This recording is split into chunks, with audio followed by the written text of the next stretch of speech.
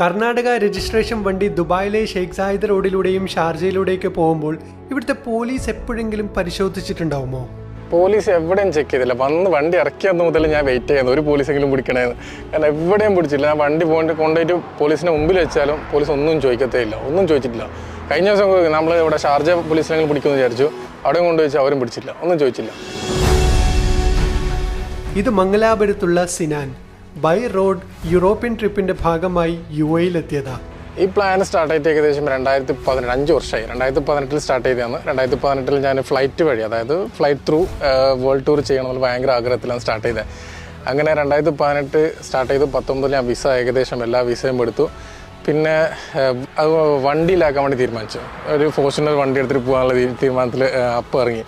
പിന്നെ സഡനായിട്ട് കോവിഡ് വന്നു, എല്ലാ കാര്യം നിർത്തിവെച്ചു. പിന്നെ ഞാൻ ജോലിക്ക് തിരിച്ചു പോയി, UK പോയി. അവിടെ 2 വർഷം പണിയെടുത്തു. പിന്നെ ഈ ഒരു ആഗ്രഹം ഓൾറെഡി മനസ്സിനുള്ളിലുള്ളതുകൊണ്ട് പിന്നെ 2021 പിന്നെയും സ്റ്റാർട്ട് ചെയ്തു. അപ്പോഴാണ് പിന്നെ തോട്ട് വന്നത്, നമ്മളെ വണ്ടി എന്തുകൊണ്ടാണ് നമ്മൾ പ്രൊമോട്ട് ചെയ്തുകൂടാ, അതായത് നമ്മളെ കൺട്രിയിലുള്ള വണ്ടീനെ, നമ്മളെ മഹേന്ദ്രനെ എന്തുകൊണ്ട് പ്രൊമോട്ട് ചെയ്തുകൂടാ. പിന്നെയാണ് മഹേന്ദ്ര ചൂസ് ചെയ്തു. Okay, let's do it in Mahendra എന്ന് പറഞ്ഞിട്ട് അതുകൊണ്ടാണ് വണ്ടി എടുത്തിറങ്ങി. ഒരു മംഗലാപുരത്തുകാരൻ UAE-ലെത്തി അവിടുന്ന് ലോകരാജ്യങ്ങളിൽ ജോലിയുമായി സഞ്ചരിച്ചതുപോലെ തന്നെയാണ് സിനാൻ്റെ ഇപ്പോഴത്തെ ഈ റോഡ് ട്രിപ്പും. ഞാൻ ആക്ച്വലി ആർക്കിടെക്റ്റാണ്. ഞാൻ ഇവിടെ ഏകദേശം 6 വർഷം ഇവിടെ വർക്ക് ചെയ്തായിരുന്നു. ഇവിടുന്ന് പിന്നെ US പോയി, US UK പോയി. പിന്നെ അങ്ങനെ യൂറോപ്പിൽ കുറച്ച് ഭാഗങ്ങളൊക്കെ ഇങ്ങനെ ഉണ്ടായിരുന്നു കുറച്ച് ദിവസമായിട്ട്. പിന്നെ അതൊക്കെ നിർത്തി വെച്ചാണ് നമ്മൾ ഈ വർക്ക് സ്റ്റാർട്ട് ചെയ്തത്. ഒരു പാഷൻ ആയതുകൊണ്ട് ജോലിയുടെ ഒരു ഏർലി റിട്ടയർമെൻറ്റ് എന്ന് പറയുന്ന പോലെ ഇതൊക്കെ ജോലിയൊക്കെ നിർത്തി വെച്ചിട്ട് പിന്നെ നമ്മൾ ഇതിലിറങ്ങിയത്. അങ്ങനെ 2 വർഷം നീണ്ടു നിൽക്കുന്ന നീണ്ടൊരു യാത്ര. ഓൾമോസ്റ്റ് 75 കൺട്രീസ് ഉണ്ട്. ഇവിടുന്ന് ഇപ്പോൾ ഇറാൻ, അസർബൈജാൻ, ജോർജിയ, അർമേനിയ, തുർക്കി, ബൾഗേറിയ, ക്രൊയേഷ്യ അങ്ങനെ ആയിട്ട് യൂറോപ്പിൽ കയറും. ഷെങ്കൻ കംപ്ലീറ്റ് കൺട്രി ആയിട്ട് UK പോകും. അവസാനം നമ്മളുടെ ഫൈനൽ ഡെസ്റ്റിനേഷൻ UK ആണ്.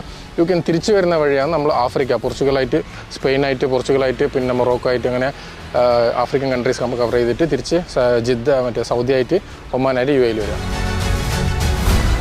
അങ്ങനെ നീണ്ടു നിൽക്കുന്ന യാത്രയുടെ കൂട്ടിനുള്ളത് ഈ ഒരു വണ്ടി മാത്രം. മാറ്റം ടെക്നിക്കലി ഒന്നും മാറ്റം വരുത്തിയില്ല. ബട്ട് ഉള്ള സീറ്റൊക്കെ റിമൂവ് ചെയ്തിട്ട് ഞാൻ ബെഡ് ചെയ്തു. കാരണം നമുക്ക് യൂറോപ്പിലൊക്കെ പോയി കഴിഞ്ഞാൽ ഈ വണ്ടീനകത്ത് തന്നെ കിടന്നുറങ്ങാനുള്ള ഫെസിലിറ്റി ഒരു ഉണ്ടാവട്ടെ. കാരണം ഹോട്ടലൊക്കെ താമസം നമ്മൾ ബഡ്ജറ്റ് ട്രാവലിംഗ് ആണ്, നമ്മൾ ലക്ഷറി ആയിട്ട് ചെയ്യാൻ വേണ്ടി ഉദ്ദേശിച്ചതല്ല. അതുകൊണ്ടാണ് സ്പെഷ്യലി വണ്ടിയിൽ തന്നെ പോകാനുള്ള ഉദ്ദേശം. അതുകൊണ്ടാണ്. അപ്പോൾ ഇതിൽ തന്നെ ടോയ്ലറ്റ് ഇതിൽ വരും, കിച്ചൺ ഇതിൽ വരും, പിന്നെ ബെഡ്റൂമൊക്കെ ഇതിൽ തന്നെയാണ്. ഒരു കർണാടകക്കാരൻ ഇത്രയും നന്നായി മലയാളത്തിൽ സംസാരിക്കുന്നുണ്ടല്ലോ എന്ന് സംശയിക്കുന്നവർക്കുള്ള ഉത്തരവും സിനാൻ്റെ അടുത്തുണ്ട്. ഞാൻ ശരിക്കും മംഗലാപുരത്താണ്, കർണാടകയിൽ ജനിച്ചു വളർന്നവനാണ്. പക്ഷേ മലയാളത്തിൽ സംസാരിക്കുന്നത് വെച്ചാൽ നമ്മൾ UAE-ലൊക്കെ വന്നിട്ട് ആൾക്കാരെ കൂടെ പരിചയമായിട്ട് അങ്ങനെ സംസാരിക്കുന്നത്. എനിക്ക് എഴുതാനും വായിക്കാനൊന്നും അറിയില്ല, പറയാൻ മാത്രമേ അറിയുള്ളൂ. നമ്മൾ കോസ്റ്റൽ റീജിയൻ ആയതുകൊണ്ട് ഒരുപാട് ഭാഷകൾ അറിയാം. നമ്മൾ കന്നഡ ആയിക്കോട്ടെ, തുളു, അതുപോലെ 5-8 ഭാഷ നമുക്ക് പറയാൻ പറ്റും. ആ ഒരു ഭാഗത്തിലാണ് നമുക്കിത് മലയാളം പറയാറുള്ളത്. നീണ്ട 2 വർഷമാണ്. വീട്ടിൽ മാതാപിതാക്കളും ഭാര്യയും 5 മാസം പ്രായമായ കുട്ടിയുമുണ്ട്. ആഗ്രഹങ്ങൾ മടക്കി വെക്കാൻ ചാൻസ് ഉള്ള അന്തരീക്ഷം. പക്ഷേ സ്വപ്നം കണ്ടതിൻ്റെ പിറകെ യാത്ര ചെയ്യുക അതെല്ലാവർക്കും പറ്റുന്ന കാര്യമില്ല. സിനാന് എല്ലാവിധ ആശംസകളും.